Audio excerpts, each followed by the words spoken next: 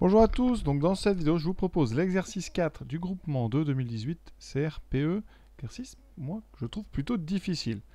Donc on a une figure à réaliser en vraie grandeur, donc je vais la faire sur GeoGebra devant vous, et après la question difficile, déterminer l'aire du triangle CEA.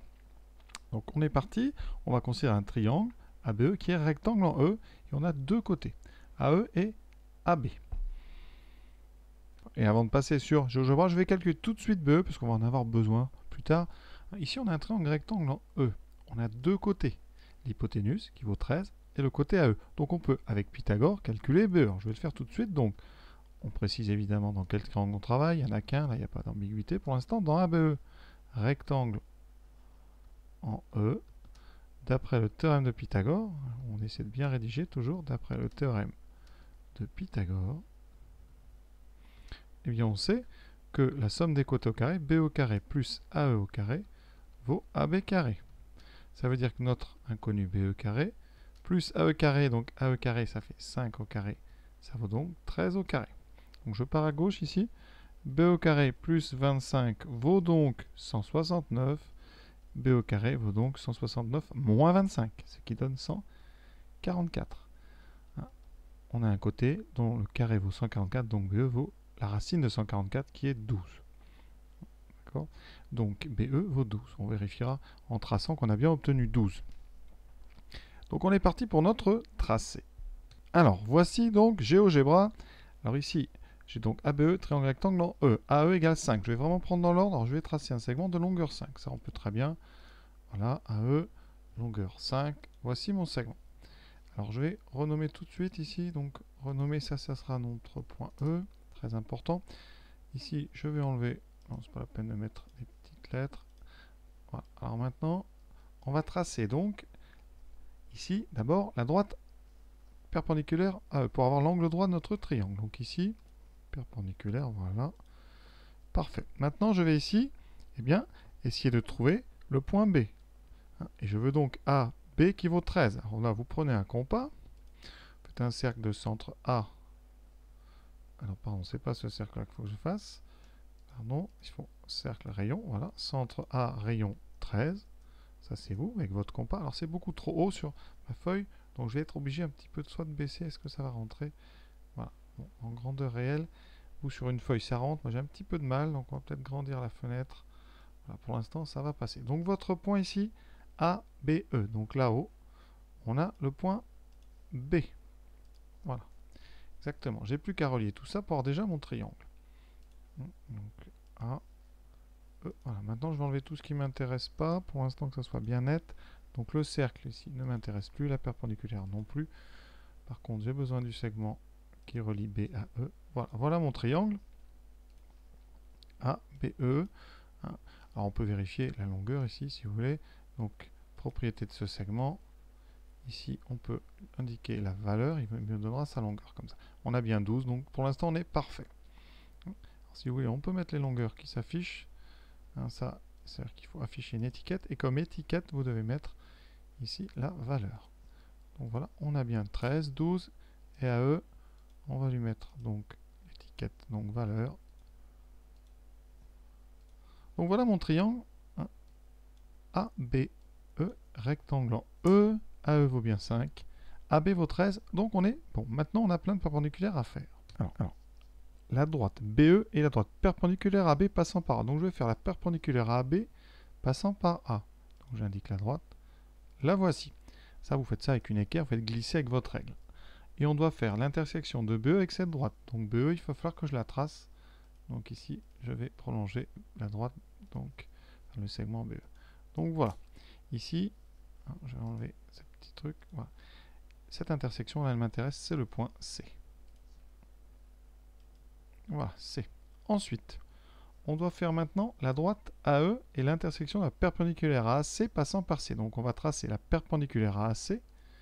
Donc AC passant par C. Voilà. Vous pouvez remarquer que les deux droites sont parallèles. On en aura besoin peut-être dans le reste. Donc ici, on doit faire l'intersection avec qui? Avec la droite AE. Donc je vais prolonger AE. Pardon, prolonger AE, c'est ça. Voilà. Donc je vais faire une droite. Ici. Alors j'enlève toutes les petites lettres qui apparaissent partout. Voilà, pour l'instant, c'est pas mal du tout. Et donc l'intersection ici, c'est le point D. Voilà. On a fini notre schéma. Tout le monde voit bien tous les points. Alors je vais extraire la figure pour la mettre après. Donc voilà la figure, elle rentre très bien. Quel est l'objectif? Maintenant, c'est de déterminer l'aire de CEA. Donc je vais le griser pour qu'on le voit bien. Voilà. Voilà. Donc ici, par contre, on va enlever toutes les petites étiquettes qui ne servent à rien.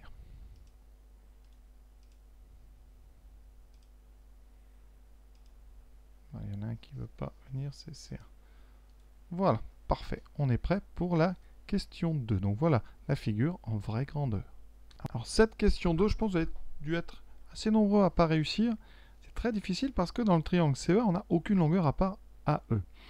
Alors, il y a des parallèles là, sur le dessin qu'on va peut-être utiliser. Alors on peut imaginer une situation de Thalès, vous voyez, BA et DC sont parallèles, mais c'est pas exploitable parce qu'on n'a que des longueurs dans le grand triangle ici. Donc on va passer par la trigonométrie. Alors l'idée, il fallait le voir, c'est que, par exemple, l'angle que vous avez en haut ici, eh bien vous le retrouvez ici. Alors on va le démontrer tout de suite, parce qu'une fois que vous avez ça, on va pouvoir utiliser de la trigonométrie. Pourquoi de la trigonométrie? Parce que j'ai besoin, ici, de connaître la longueur EC. Pourquoi j'ai besoin de la longueur EC? Parce que vous pouvez remarquer que EA est perpendiculaire à EC, par construction. Vous savez bien que AE est perpendiculaire à EB, et comme C appartient à EB, donc AE est perpendiculaire à EC. Donc le triangle CEA, il est rectangle. Rectangle ou rectangle en E. Donc si on veut calculer son aire, une façon simple, c'est de faire, donc ici, au niveau de l'angle droit, de faire la CE fois EA. Donc l'aire de CEA, c'est base fois hauteur par 2, et comme on a un angle droit, on peut prendre comme base AB et comme hauteur CE sur 2. Donc AB, on l'a déjà, il nous manque CE. Donc on a besoin de calculer la longueur CE pour calculer cette aire. Maintenant, je vais vous montrer que donc, les deux angles que j'ai indiqués sont les mêmes. Pourquoi? On a un triangle rectangle AEB. Je vais bien indiquer ici l'angle droit, ça c'est très important. On a deux angles droits ici qui vont se faire, ce sont ces deux-là.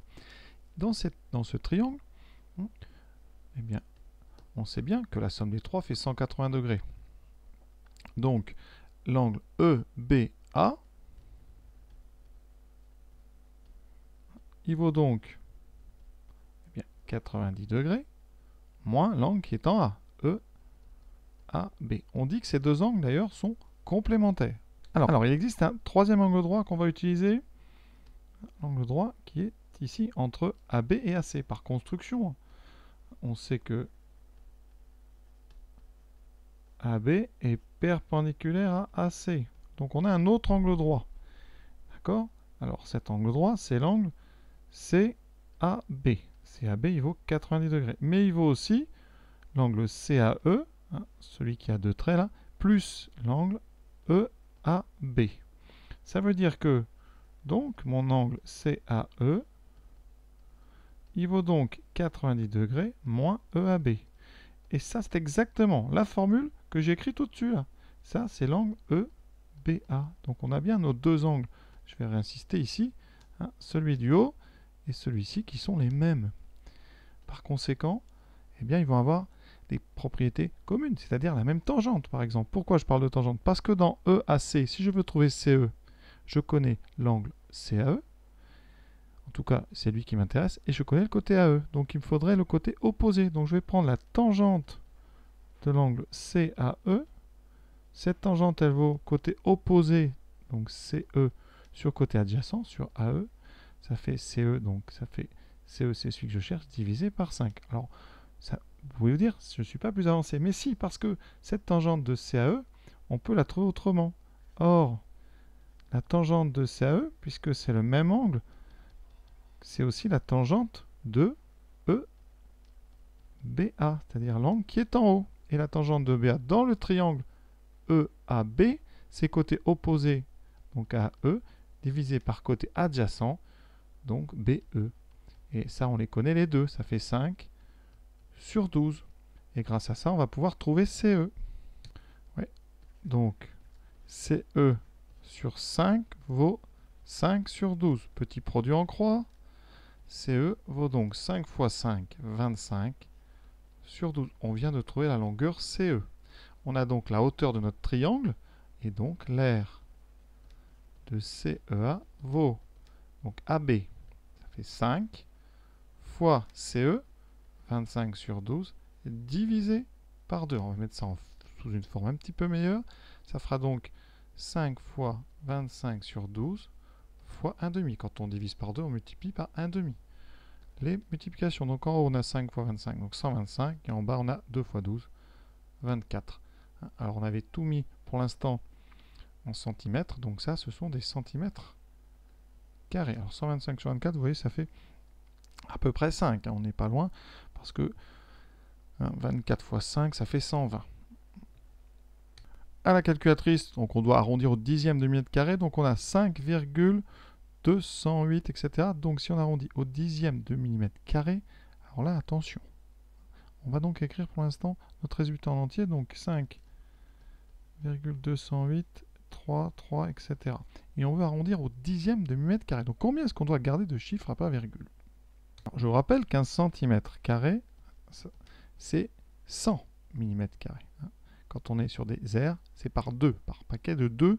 Si on est sur des volumes, c'est par paquet de 3. Donc ici, ça veut dire que les millimètres carrés sont ici. Donc si vous voulez un dixième de millimètre carré, il faut aller un peu plus loin. Donc la réponse qu'on attend, c'est 5,208 cm carrés, ce qui vaut 520,8 mm carrés. On est bien au dixième de millimètre carré. Alors on va vérifier sur GeoGebra si mon aire est la bonne. Donc voilà, il suffit juste d'aller cocher dans le triangle, ici d'afficher l'étiquette, et comme étiquette, c'est pareil, on va mettre la valeur. Il va nous donner là une aire est 5,21. On est sauvé. Je suis rassuré parce que l'exercice n'est pas évident du tout. Je ne pense pas qu'il y ait vraiment une grande quantité d'étudiants ou de candidats qui aient réussi à faire ça, parce qu'il fallait quand même penser à passer par la trigonométrie. Si vous avez réussi, tant mieux pour vous. Je vous félicite. Voilà, cette vidéo est terminée. À bientôt.